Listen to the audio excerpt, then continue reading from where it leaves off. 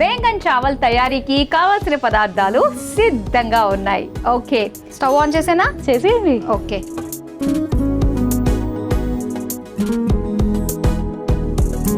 Start చేద్దామా? చేసేద్దామండి. ముందుగా ఏం చేయాలి? మనం ముందుగా మిక్సింగ్ బౌల్ తీసుకుందాం. ఇదిగో స్టఫింగ్ చేయాలి కదండి మనకి. ఓకే, స్టఫింగ్ కోసం మనం పీనట్ పౌడర్, పల్లి పౌడర్ని యూజ్ చేసుకుందాం. దాంతోపాటు garam masala, okay, ginger garlic paste కూడా యాడ్ చేసుకుందామండి. ఇందులో కొద్దిగా, మరీ హెవీగా కాదండి. కోకోనట్ పౌడర్, కొద్దిగా రుచికి సరిపడా కారం. మనకేంటంటే స్టఫ్ చేస్తేనే కదండి మసాలా అనేది వంకాయకి పట్టేస్తుంది. అలా అంతే అండి. వీటిని మనం మిక్సింగ్ చేసేసుకుందాం. అవి ఏంటి, ఉప్పేరా? వేస్తామండి. అంటే కొంచెం మిక్స్ అయిపోయింది అనుకోండి, అల్లం వెల్లుల్లి పేస్ట్ వేసాం కదా, అది మిక్స్ అవుతూ సాల్ట్ కూడా వేసేస్తాం. అదే అలా కవర్ చేశానండి.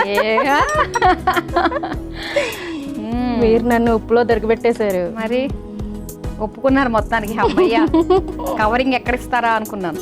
లేదు, దొరకబెట్టేశారు. మిక్స్ చేసేసుకున్నాం కదండి. ఓకే, ఇప్పుడు మనం వీటిని 4 చెక్కలుగా చీల్చుకుందాం. చీల్చేసుకొని మనం వాటర్లో వేసేసుకున్నాం కదండి. అవును, దీంట్లో మనం స్టఫ్ చేసేసుకుందాం. ఓకే, స్టఫ్ చేసుకుని ఇలా పెట్టేసుకోండి. అవును.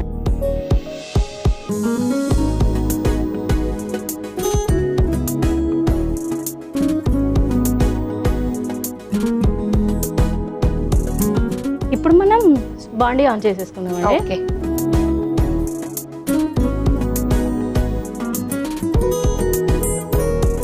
ఓకే, స్టవ్ ఆన్ చేస్తాను. స్టవ్ ఆన్ చేసేసారు కదా. ఆయిల్ వేసుకుందామండి.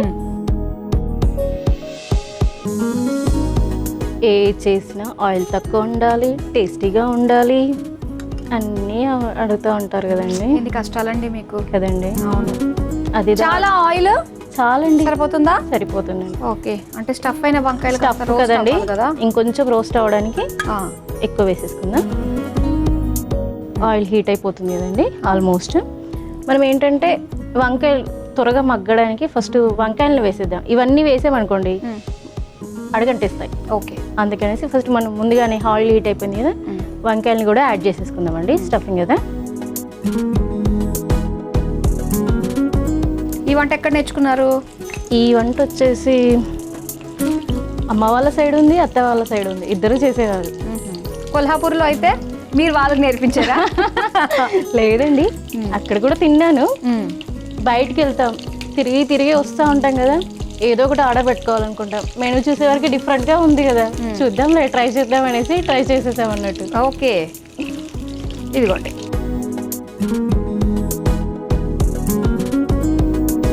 ఇందులో మనం ఆనియన్ వేసేసుకుందాం. దాంతోపాటు టమాటో యాడ్ చేసేసుకొని కొద్దిగా మిక్స్ చేసేసుకుందామండి.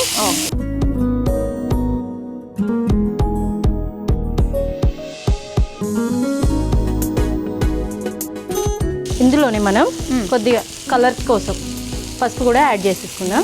ఓకే,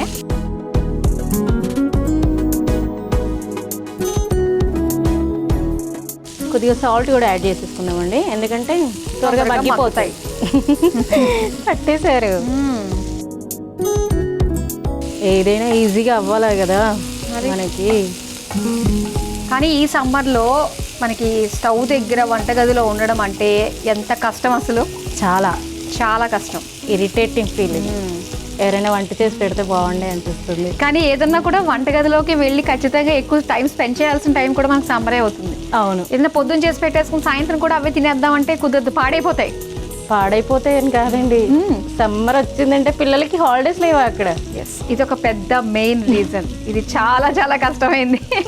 స్కూల్కి వెళ్తున్న పిల్లలకి కాస్త మనకి రిలాక్సేషన్ దొరుకుతుంది, కానీ ఈ టైంలో మొత్తం full to on duty kitchen అంతే. సో ఇలాంటప్పుడే అడగాలనిపిస్తుంది నిజంగా, అబ్బా ఒక దేవుడు వచ్చి వరవిస్తే ఎంత బాగుంటుందా అని. మీకున్న సిచ్యువేషన్కి మీకు ఇష్టమైన దేవుడు ఎవరు ఇంతకీ? శివ. శివుడు. ఓకే, మరి శివుడు ప్రత్యక్షమయ్యి అమ్మ స్వరణ్య ఒక మంచి కోరుకో అమ్మ, నేను నీకు తదాస్తు అని చెప్పేసి ఆశీర్వాదం ఇస్తాను అని చెప్తే ఏం కోరుకుంటారు? నా చేతులతో పని లేకుండా అన్ని పనులు చేసి పెట్టేలా, ఒక ఐ కాంటాక్ట్తో అయ్యేలా చేస్తే బాగుండు అని ఫీలింగ్. ఆహా, అప్పుడు మీ మనసులో ఏదొచ్చినా అది మీ కళ్ళతో అయిపోవాలని చెప్పేసే కదా. అంతే. సో మనసులో ఆలోచనలు చాలా ఉంటాయి. ఒకవేళ అవి వచ్చి అయిపోవాలి అనుకోండి, అప్పుడు అమ్మ బాబోయ్. ఇప్పుడు మీరు వెళ్తూ ఉంటారు, ఏమంటారు, బ్యాంక్, అబ్బా ఈ బ్యాంక్లో డబ్బులన్నీ వచ్చేస్తే బాగున్నా ఇలా చూస్తారు, వచ్చేస్తాయి. ఇక్కడ బ్యాగ్ పెట్టుకొని రెడీగా ఉండేస్తాను. దాని తర్వాత పర్యవసానం దేవుడి దగ్గర కోరిక చాలా కోరుకోవాలి తెలుసా, అంటే అన్ని రకాలుగా ఆలోచించి.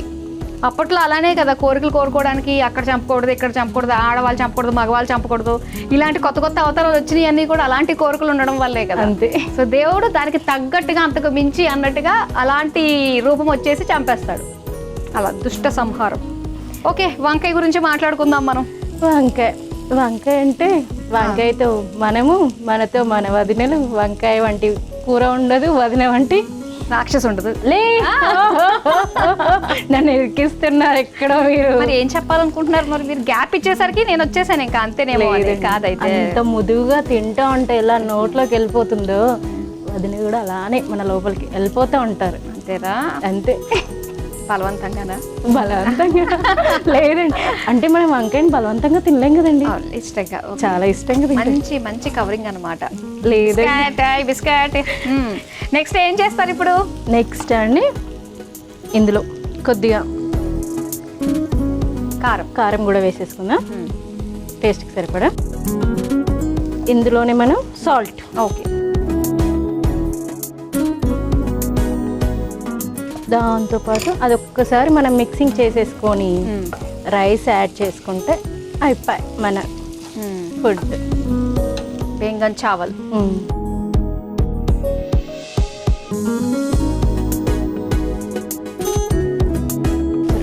సరిపోతుందా? ఓకే, కలిపేసేయండి.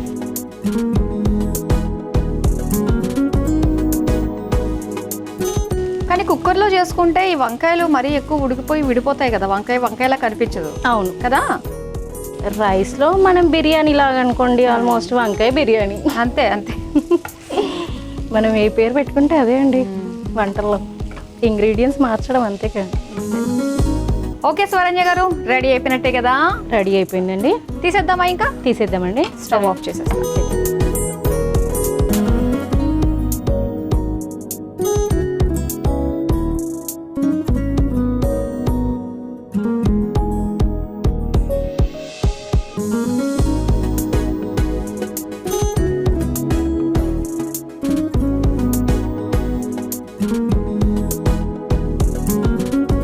ఏమైనా గార్నిష్ చేసేద్దామండి కొద్దిగా.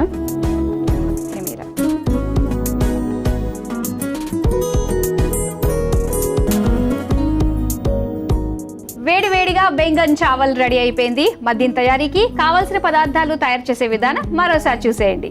బెంగన్ చావల్ తయారు చేసుకోవడానికి కావలసిన పదార్థాలు: వంకాయలు, బాస్మతి బియ్యం, టమాటో ముక్కలు, ఉల్లిపాయ ముక్కలు, కొబ్బరి పొడి, అల్లం వెల్లుల్లి పేస్ట్, పల్లీల పొడి, కారం, ఉప్పు, పసుపు, నూనె, గరం మసాలా. బెంగన్ చావల్ తయారు చేసుకునే విధానం: ముందుగా ఒక మిక్సింగ్ బౌల్లో పల్లీల పొడి, గరం మసాలా పొడి, అల్లం వెల్లుల్లి పేస్ట్, కొబ్బరి పొడి, ఉప్పు వేసి కలిపి పెట్టుకోవాలి.